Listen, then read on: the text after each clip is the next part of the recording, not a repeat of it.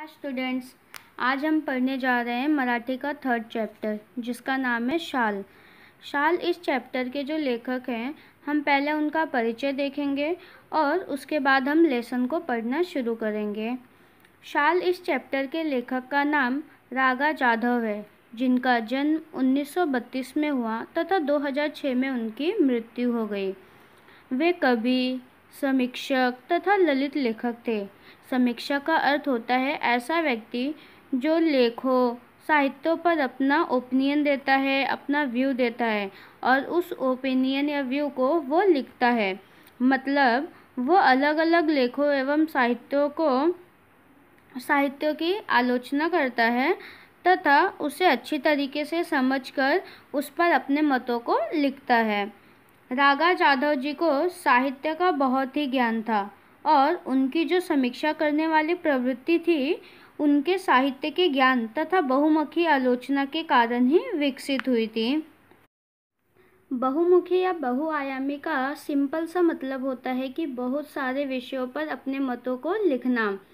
रागा जाधव जी अलग अलग कहानी, कविता या उपन्यास के सभी छोटे बड़े पहलुओं पर अपना अनुभव लिखते थे, हर पहलू पर अपनी आलोचना करते थे। उनकी समीक्षा एक व्यापक साहित्य दृष्टिकोण और चिंतनशीलता की विशेषता थी। मतलब साहित्य को देखने, सोचने समझने और उस पर विचार करने का जो ढंग था वो बहुत ही अच्छा था तथा चिंतनशीलता मतलब किसी भी विषय को गंभीरता से और गहराई से सोचने का उनका जो भाव था वो बहुत ही व्यापक था। उनके पास आलोचनात्मक लेखन की 30 से भी अधिक पुस्तकें हैं। अर्थात उनके पास जो भी अलग अलग साहित्य पर उन्होंने आलोचना की थी, ऐसी 30 से भी अधिक बुक उनके पास है। उनमें से कुछ बुकों के नाम यहाँ दिए गए हैं, जैसे साहित्य आणि सामाजिक संदर्भ, आनंदाचा डोह, नेडी पहाट, आधुनिक मराठी कवित्रीची कविता, साठोत्तरी मराठी कविता व कवी, आगळी वेगळी नाटकं, ये सभी उनकी समीक्षात्मक पुस्तकें हैं। इसके अलावा वियोग ब्रह्म और मावळतीच्या कविता, ये उनका कविता संग्रह है और ये सभी पुस्तकें उनकी बहुत ही प्रसिद्ध हुई हैं। 1970 से 1990 तक वे विश्वकोश के संपादन में भी शामिल थे। आज हम जो पाठ पढ़ने वाले हैं, इसमें लेखक की यादें व्यक्त की गई है। यह यादें शाल से रिलेटेड है और शाल प्रतीकात्मक है। इस बात को हम इस तरीके से आसानी से समझ सकते हैं कि हम किसी भी प्रोग्राम में जाते हैं तो वहाँ पे जो भी अतिथि आए रहते हैं, जो भी अध्यक्ष आए रहते हैं, उन्हें शाल और श्रीफल मतलब जो नारियल होता है वो देकर वहाँ पर उनका सम्मान किया जाता है। शालीनता का संदर्भ आत्मनिरीक्षण है। पाठ में उदारता का उदाहरण मनुष्य की संवेदनशीलता को बनाए रखता है। वस्तुओं के संदर्भ में यादों का मूल्य महत्वपूर्ण है। किसी भी निर्जीव वस्तु का संदर्भ मानवीय भावनाओं को द्रविड़ रखता है। जो भी वस्तु की स्मृति या किसी अवसर पर दिया जाता है, उसका मानवीय संदर्भ सर्वव्यापक होता है। मतलब देखो, हमें कोई भी चीज़ अगर कभी भी किसी भी अवसर पर गिफ्ट के तौर पर मिलती है या फिर हम किसी कार्यक्रम में गए हैं या फिर कोई ख़ास दिन है और उस दिन हमें कोई चीज़ दी जाती है, तो उसका इम्पोर्टेंस बहुत ज़्यादा होता है, उसकी वैल्यू बहुत ज़्यादा होती है। इस पार्ट में हमें इससे रिलेटेड ऐसी ही कुछ कहानी या फिर जो लेखक से रिलेटेड यादें हैं वो पढ़ने के लिए मिलेगा। अब हम बढ़ते हैं अपनी पाठ की ओर और देखते हैं कि लेखक ने यहाँ पर क्या क्या चीज़ें जाहीर की है। एकदा मी पु ल देशपांडे यांच्याकडे काही एक निमित्ताने गेलो होतो. काम झाल्यावर मी निघण्याचा बेतात होतो तेवढ्यात सुनीताबाईंनी मला थांबवले व विचारले, तुम्हाला शाल दिली तर चालेल का? मी एका पायावर हो म्हटले. पुल व सुनीताबाई यांनी मला शाल द्यावी हा मला मोठा गौरव वाटला. ती शाल मी माझ्या खोलीतल्या सुटकेसामध्ये ठेवून दिली, वापरली मात्र कधीच नाही. लेखक कह रहे हैं कि एक बार वो पुल देशपांडे, जिनका पूरा नाम पुरुषोत्तम लक्ष्मण देशपांडे है, जो मराठी के बहुत बड़े लेखक हैं, जिन्हें पद्मश्री सम्मान, महाराष्ट्र भूषण, साहित्य अकादमी, पद्म भूषण ऐसे अनेकों पुरस्कार दिए गए हैं। लेखक किसी काम से उनके घर पर गए हुए थे। जब उनका काम खत्म हो गया तो बस वो निकलने ही वाले थे, तभी पुल देशपांडे, उनकी वाइफ सुनीता बाई ने उनको रोका और उनसे पूछा, अगर मैं तुम्हें शाल दूँ तो तुम्हें चलेगा क्या? मी एका पायावर हो म्हटलो, मतलब जो लेखक है उन्होंने एका पायावर हो म्हटले मतलब तुरंत ही हामी भर दी। मतलब इतने बड़े जो लोग हैं वो उनको अगर शाल दे रहे हैं तो ये उनके लिए बहुत ही गौरव की बात थी और इसीलिए उन्होंने तुरंत ही हाँ कह दिया। और उन्होंने वो शाल लेकर कमरे में गए और वहाँ पर एक उनका सूटकेस रखा हुआ था। उस सूटकेस में उन्होंने उस शाल को रख दिया और लेकिन उन्होंने उस शाल का यूज़ कभी भी नहीं किया। पुढे वाईला विश्वकोशाच्या अध्यक्ष म्हणून मी गेलो। तिथे नदीकाठच्या प्राज्ञ पाठशाळेच्या खोलीत मी राहत असे। खोलीच्या दक्षिणेकडील खिडक्या कृष्णा नदीच्या चिंचोळ्या प्रवाहावर होत्या। थंडीच्या दिवसात एक बाई माझ्या खिडकीखालील घाटाच्या छोट्या तटावर तिचे छोटे मूल एक टोपली ठेवून मासे पकडण्याच्या उद्योगात होती। तिचे बाळ कडाक्याच्या थंडीने कुडकुडीत रडत होते, पण आई तिकडे बघतही नव्हती। आगे लेखक कहते हैं कि लेखक वाई नाम की एक जगह पर गए थे जहाँ पर उन्हें विश्वकोश के अध्यक्ष के रूप में बुलाया गया था। विश्वकोश को इंग्लिश में इंसाइक्लोपीडिया कहते हैं और यह एक ऐसी पुस्तक है जहाँ पर दुनिया भर के जो भी तथ्यपूर्ण ज्ञान होते हैं, मतलब प्रूफ किए हुए जो ज्ञान है, जो हमें पता है कि वो सही है, ऐसे ज्ञान वहाँ पर वर्ण क्रमानुसार दिए रहते हैं। जब वो वाई पहुँचते हैं तो वाई पहुँचने के बाद लेखक को एक स्कूल में रहने के लिए कमरा दिया जाता है और जो कि नदी के किनारे था। वो जो स्कूल था वो नदी के किनारे था और जिस कमरे में लेखक को रहने के लिए कहा गया था, उस कमरे के जो दक्षिण की ओर की खिड़की थी, उस खिड़की से जो कृष्णा नदी है वो प्रवाहित होते हुए दिखाई देती थी और जो कृष्णा नदी है उसका जो प्रवाह था वो चिंचोड़िया मतलब कि धीरे धीरे पतले होते जाना, इस प्रकार से था। मतलब नदी जिस ओर से बहकर आ रही होगी उस ओर उसकी चौड़ाई बहुत ज़्यादा रही होगी और जिस तरफ वो बहकर जा रही है उस तरफ उसकी चौड़ाई धीरे धीरे पतली होती चली जाएगी। लेखक कहते हैं कि जिस समय वे वाई गए थे उस समय ठंडी का सीज़न था और उन्होंने देखा तो एक औरत उनके कमरे के खिड़की के नीचे लगा हुआ जो नदी का किनारा था वहाँ पर उसके छोटे से तट पर वो औरत अपने छोटे से बच्चे को एक टोकरी में रखकर मछली पकड़ने का काम कर रही थी। अब वो जो औरत है वो मछली पकड़ने जब गई थी तो उसका बच्चा जिस टोकरी में रखा हुआ था वो उसमें ठंड के मारे काँप रहा था। उसे बहुत ज़्यादा ठंडी लग रही थी और ठंडी के मारे थरथराकर वो काँपता हुआ बच्चा रो रहा था, लेकिन उसकी माँ उसके तरफ देख तक नहीं रही थी। इस कंडीशन को देखकर हम ये समझ सकते हैं कि शायद वो औरत बहुत ही गरीब थी और अपने बच्चे को ठंड में काँपता हुआ रोता हुआ छोड़कर वो 2 वक्त के खाने का इंतज़ाम करने में लगी हुई है। आगे, मला मात्र राहवले नाही, मी सुटकेसामधील पुलकित शाल काढली, 5-50 रुपयाचा नोट काढल्या व त्या बाईला हाक मारली। खिडकीतून ते सर्व खाली दिले आणि म्हटले, त्या बाळाला आधी शाळेत गुंडाळ आणि मग मासे मारत बॅस। या घटनेची ऊब पुलकित शाळेच्या उभेपेक्षा अधिक होती। मतलब जब उन्होंने उस बच्चे को काँपता हुआ देखा ठंड में तो उनसे रहा नहीं गया और लेखक ने तुरंत अपने सूटकेस में से जो पुलकित शाल थी, पुलकित शाल यहाँ पे इसलिए यूज़ किया गया है क्योंकि वो शाल उन्हें लेखक द्वारा दिया गया था, पुल देशपांडे और उनकी वाइफ द्वारा दिया गया था, जो कि उनके लिए बहुत ही गौरव की बात थी, बहुत ही सम्मान की बात थी। जैसे कि हम सभी को पता है कि हमें अगर किसी भी स्पेशल ओकेशन पर स्कूल में या फिर हमारे बर्थडे पे या फिर और भी टाइम अगर कोई प्राइज़ मिलता है, कोई भी गिफ्ट मिलता है, तो वो हमारे लिए बहुत मायने रखता है, बहुत इम्पोर्टेंस रखता है, और वो चीज़ें हम कभी भी किसी को देना नहीं चाहते हैं। तो सेम उसी प्रकार से वो जो शाल था, उस शाल का सम्मान मतलब बहुत ज़्यादा था, वो लेखक के लिए बहुत ही महत्वपूर्ण था।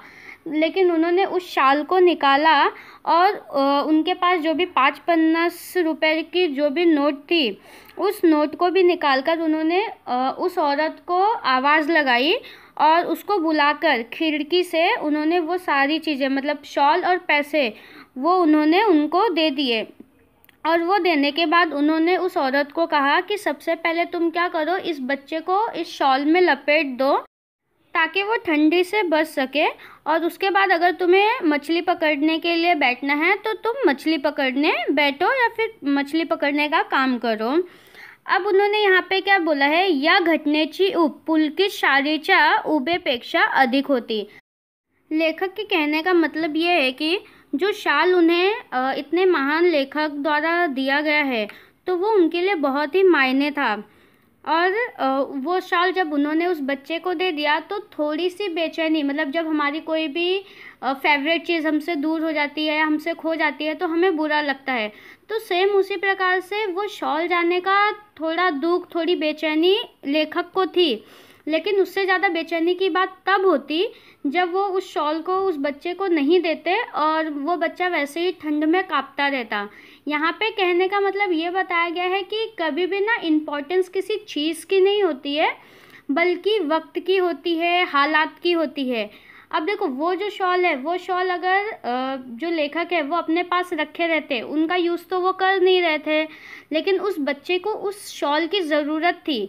तो जो शॉल जब लेखक के पास था तब उसका सम्मान तो था ही, उसका इम्पोर्टेंस तो था ही, लेकिन उससे ज़्यादा उस शॉल का इम्पोर्टेंस तब बढ़ गया जब लेखक ने उसे उस ज़रूरतमंद बच्चे को दे दिया।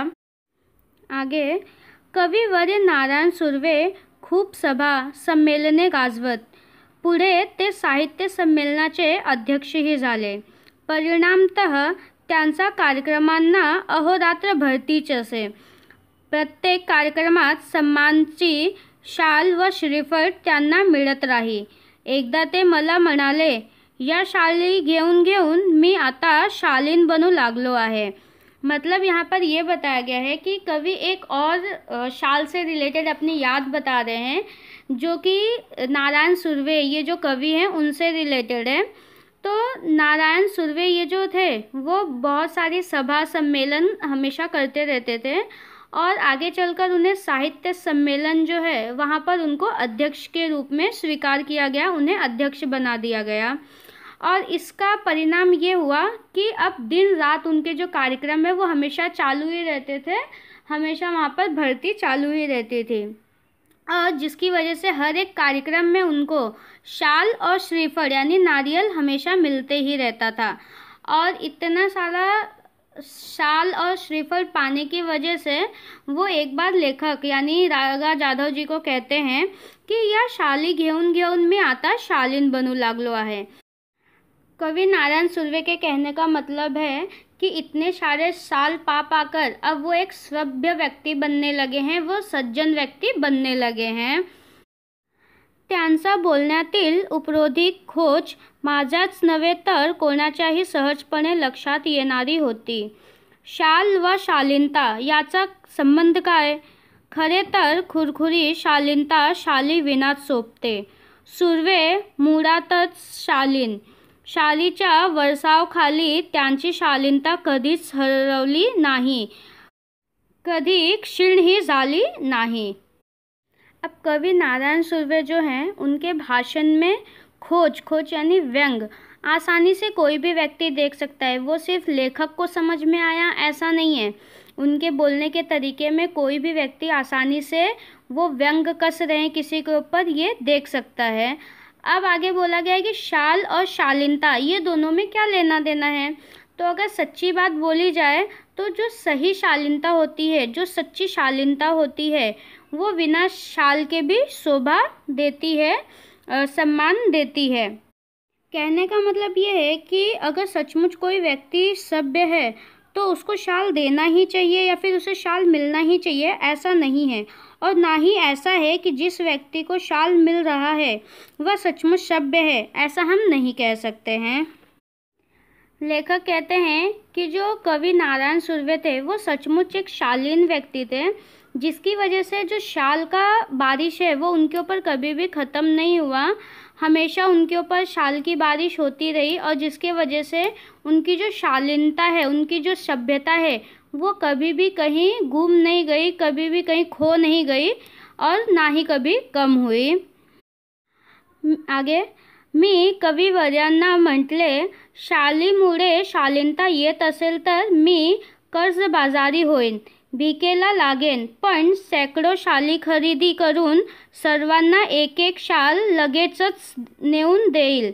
यावर तो शालीन कवी मनापासून हसला। आगे लेखक रागा जाधव जी कवि से कहते हैं कि अगर सचमुच शाल से शालीनता आती है, किसी को अगर हम शाल देते हैं और उससे वो व्यक्ति शालीन हो जाता है, सभ्य हो जाता है, तो मैं भले ही कर्ज में डूब जाऊंगा, चाहे मुझे भीख ही क्यों ना मांगनी पड़े, मैं भीख भी मांगूंगा, लेकिन सैकड़ों शाल खरीदूंगा और उन्हें एक बार में ही सबको लाकर दे दूंगा। तुरंत के तुरंत वो जो शाल है, सैकड़ों शाल, वो हर एक व्यक्ति को मैं बांट दूंगा। लेखक की ये बात सुनकर जो शालीन कवि मतलब नारायण सुर्वे जो हैं वो बहुत ज़ोर ज़ोर से हंसने लगते हैं। शालीमुळे शालीनता येत की जाते या प्रश्नाचे माझे उत्तर जाते असेच आहे। सन्मान करण्याच्या रूपाने आपण खरे तर एक शालीन जग गमवून बसण्याचा धोकाच मोठा आहे। मतलब यहाँ पर जो लेखक है रागा जाधव जी, उनके कहने का मतलब ये है कि पहले तो उनके मन में एक सवाल है कि जो शाल दिया जाता है सम्मान के तौर पे, लेकिन वो शाल देने से कोई व्यक्ति सचमुच सभ्य होता है क्या, उसमें शालीनता होती है क्या, या फिर शालीनता आती है कि जाती है, ये सवाल उनके मन में घूम रहा है। और अगर लेखक से इसका जवाब पूछा जाए तो लेखक का जवाब है जाते हैं। मतलब अगर किसी व्यक्ति को हम शाल देते हैं तो वो सम्मान की बात भले है, लेकिन सचमुच वो व्यक्ति मतलब उसके लायक है, ऐसा नहीं होता है।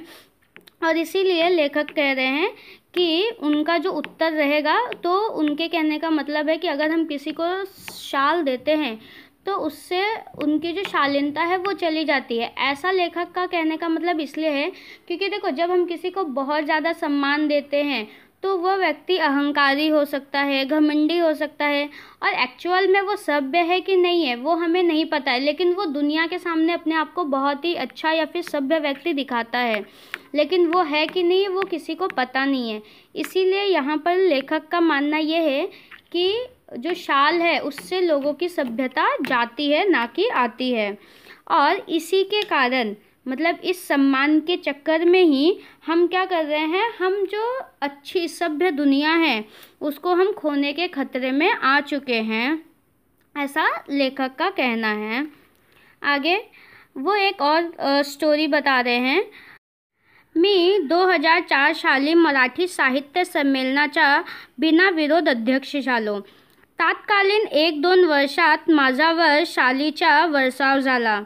एवढ्या शाली जमत केल्या की माझ्या 8x6च्या खोलीत त्यांना ठेवणेच शक्य नव्हते। मग मी सगळ्या शाळींचे गोंधोळे बांधून ते निकटवर्ती मित्राकडे ठेवले व त्या शाली वापराचे वगैरे त्याला सर्वाधिकार दिले। बिचारा अति प्रामाणिक, त्यांचाही छोट्या खोलीत त्याने ते सांभाळले। हळूहळू मी सगळ्या शाली वाटून टाकल्या गरीब श्रमिकांना। लेखक बता रहे हैं कि सन 2004 में उन्हें मराठी साहित्य सम्मेलन, ये जो संस्था है, बिना किसी विरोध के वहाँ का उनको अध्यक्ष बनाया गया। और अध्यक्ष बनने के बाद उन 1-2 सालों में लेखक के ऊपर भी शॉलों की बारिश होने लगी, और उनके ऊपर इतनी शॉलों की बारिश हुई कि उनके पास बहुत सारे शॉल जमा हो गए और उस शॉल को 8x6 के रूम में रखना संभव नहीं था, और जिसकी वजह से उन्होंने वो सारे शॉल को इकट्ठा किया, उसका एक गट्ठा बनाया और उस गट्ठे को उनके जो करीबी दोस्त थे उनके पास रखने के लिए दे दिया। और उन्होंने उनको उस शॉल का बिना किसी रोक टोक के हर एक शॉल का उपयोग करने का, चाहे जैसे इस्तेमाल करने का अधिकार भी दे दिया। लेकिन उनका जो दोस्त था वो बहुत ही प्रामाणिक था, बहुत ही सभ्य था, और जिसकी वजह से उसने अपने छोटे से कमरे में उस शॉल को बहुत ही अच्छे से संभाल के रखा। और उसके बाद धीरे धीरे लेखक ने उन सभी शॉलों को, जो भी गरीब श्रमिक थे जिनको उन शॉल की ज़रूरत थी, उनको उन्होंने बांट दिया। आगे, याच सुमिरास मी शनिवार पेठेतील ओंकारेश्वर मंदिराच्या पुलावर बहुधा रोज संध्याकाळी जात असे। तेथील कट्ट्यावर बसणे मला आवडे। एक दिवस काय घडले की कडक थंडीच्या दिवसात एक म्हातारा अशक्त भिक्षेकरी कट्ट्याला लागूनच चिरकुट टाकून वा पांघरून बसल्याचे मी पाहिले। लेखक कह रहे हैं कि इसी समय के दौरान मैं लगभग हर शाम शनिवार पेठ में ओमकारेश्वर मंदिर के पुल पर जाता था।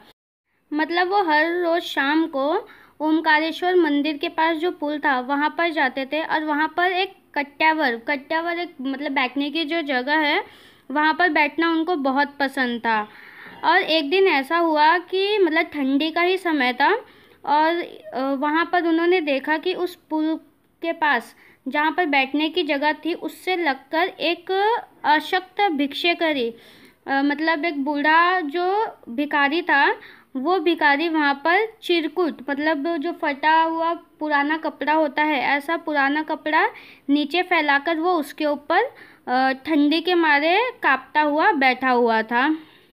दुसऱ्या दिवशी मी 2 शाली घेऊन ओंकारेश्वरच्या कट्ट्यावर आलो। तो म्हातारा होताच। त्याला 2 शाली दिल्या। त्याने थरथरात्या हातांनी मला नमस्कार केले। मतलब लेखक दूसरे दिन जब वापस ओंकारेश्वर मंदिर के कट्टे पर जा रहे थे, तो वो जाते हुए अपने साथ 2 शाल लेके गए, और उन्होंने वहाँ पर जाके देखा तो वो जो बूढ़ा व्यक्ति था वो वहाँ पर अभी भी था, और उन्होंने वो जो दोनों शाल लेके गए थे वो दोनों शाल उस व्यक्ति को उन्होंने दे दिया। तब उस बूढ़े कांपते हुए व्यक्ति ने अपने कांपते हुए हाथों से लेखक को धन्यवाद किया। पुढे 4-5 दिवस मला काही कामामुळे संध्याकाळी ओंकारेश्वरला जाण्यास उसंत लाभली नाही। त्यानंतर मी नेहमीप्रमाणे ये जा करत राहिलो। मग एकदम त्या भिक्षेकरी वृद्धाची आठवण आली।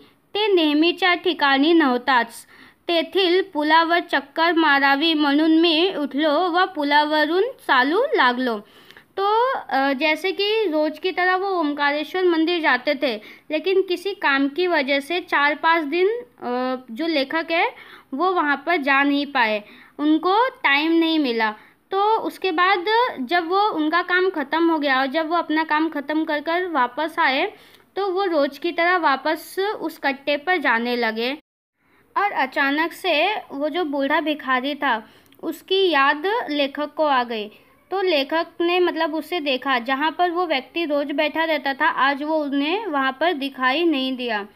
तब उनको ऐसा लगा कि मुझे इस पुल पर चक्कर मार के देखना चाहिए कि वो भिखारी है कहाँ, जिसकी वजह से वो मतलब खड़े हुए और पुल पर चलना उन्होंने शुरू किया। पुलाच्या जवळपास मध्यावर तो भिक्षेकरी म्हातारा दिसला। मी लगबगीने त्याच्याकडे गेलो। पाहतो तो काय, 30 चिरकुट अंगावर तेच कुडकुडणे, तेच दिनवाणे जीने। मतलब जब लेखक पुल के ऊपर चल रहे थे तब उन्होंने बीचों बीच देखा तो उनको वही भिखारी दिखाई दिया जिसे वो ढूंढने के लिए निकले हुए थे। लेकिन उन्होंने जब उसको देखा तो वो फटाक से उसके पास गए, और जब वो उनके पास गए तो उन्होंने क्या देखा कि जैसा उन्होंने पहली बार उस भिखारी को देखा था कि वो फटे हुए कपड़े पे बैठा हुआ था, फटा कपड़ा पहना हुआ था, उसका शरीर काँप रहा था, तो आज भी वो भिखारी सेम उसी प्रकार से उनको कांपता हुआ फटे हुए कपड़े में फटे कपड़े पर बैठा हुआ दिखाई दिया। मी म्हटले, बाबा तुम्ही मला ओळखले? त्याने नकारार्थी मान हलवली। मतलब जो लेखक है उन्होंने उस भिखारी को देखकर पूछा कि बाबा तुम मुझे पहचान रहे हो क्या? तो उस भिखारी व्यक्ति ने ना कहते हुए अपनी गर्दन हिला दी। मग मीच म्हटले, बाबा 5-6 दिवसापूर्वी मी तुम्हाला 2 शाली दिल्या होते, आठवते? तो लेखक ने उनको पूछा कि मतलब 5-6 दिन पहले मैंने तुम्हें 2 शाल दी हुई थी, तुम्हें याद है क्या? यावर म्हातारा खुलला व पुन्हा हात जोडून म्हणाला, हे भल्या माणस तू लय मोठा। मतलब जब लेखक ने उस भिखारी को पूछा कि मैंने तुम्हें 2 शाल दी थी, तुम्हें याद है क्या? तब उसे याद आया कि हाँ कोई तो एक व्यक्ति था जिसने उसको शाल दी हुई थी और अब वो उनके सामने था। इसीलिए वो भिखारी व्यक्ति ने हाथ जोड़कर लेखक को कहा कि हे भला मानस, मतलब तुम एक बहुत ही अच्छे व्यक्ति हो, तुम बहुत ही बड़े व्यक्ति हो कि तुमने मुझे शाल दी। पण बाबा म्या भिकाऱ्याला शाली कशा शोभतील? लेकिन मुझ जैसे भिखारी को जो शाल है वो कहाँ शोभा देती है, और इसीलिए त्या शोभेपेक्षा पोटाची आग लय वाईट आहे। यहाँ वो बूढ़ा भिखारी ये कहना चाहता है कि उसके लिए शाल ओढ़कर ठंडी से बचने से ज़्यादा ज़रूरी पेट में लगी हुई भूख को कम करना है।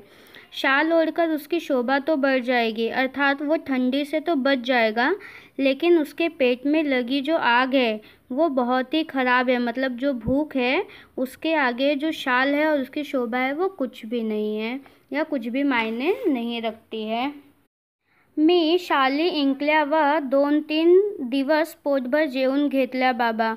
तो वो भिखारी ये कहता है कि इसीलिए मैंने वो जो 2 शालें हैं उन 2 शालों को बेच दिया, और उन बेचे हुए शालों से मुझे जो भी पैसे मिले उससे 2-3 दिन मैं पेट भर के खाना खा लिया। आमचा है असलं बिकट जीण, और हमारी जो ज़िंदगी है ऐसी ही कठिनाइयों से भरी हुई है, हमारी ज़िंदगी इसी प्रकार से कठिन होती है। तुझं लय उपकार आहेत बाबा, लेकिन तुम्हारा मेरे ऊपर बहुत ही उपकार है। शालीची शोभा आणि ऊब व पोटाची आग आणि अन्नाची ऊब।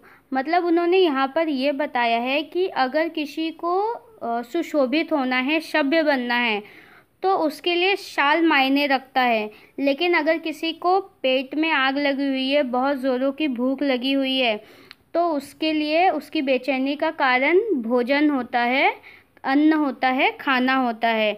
मतलब जिसको शोभा चाहिए, सभ्यता चाहिए, उसके लिए मतलब शाल ये कारण हो सकता है, लेकिन जिसको ज़ोरों की भूख लगी है उसको उस शाल की कोई भी अहमियत नहीं होती, कोई ज़रूरत नहीं होती है।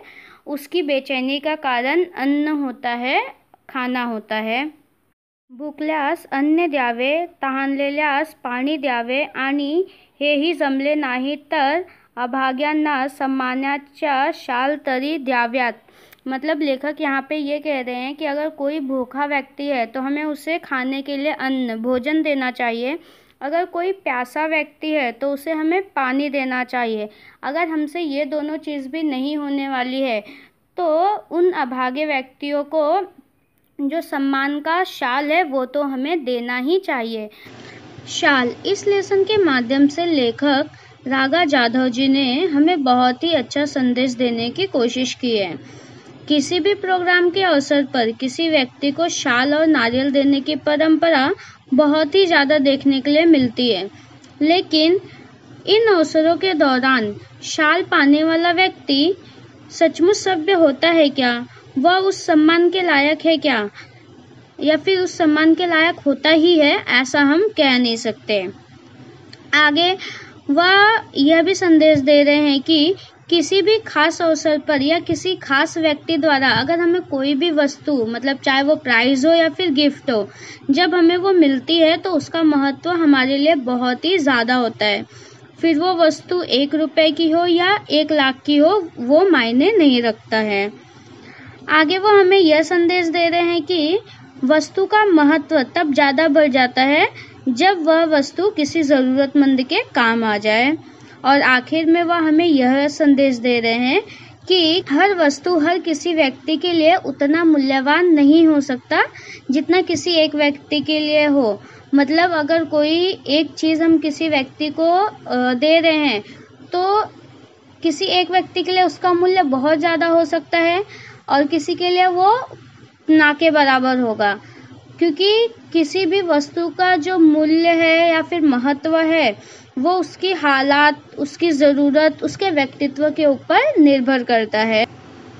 इस लेसन को छात्र प्रबोधन दीपावली विशेषांक 2012 से लिया गया है। आई होप सो आप लोगों को ये वीडियो पसंद आएगा and thank you so much watching this video.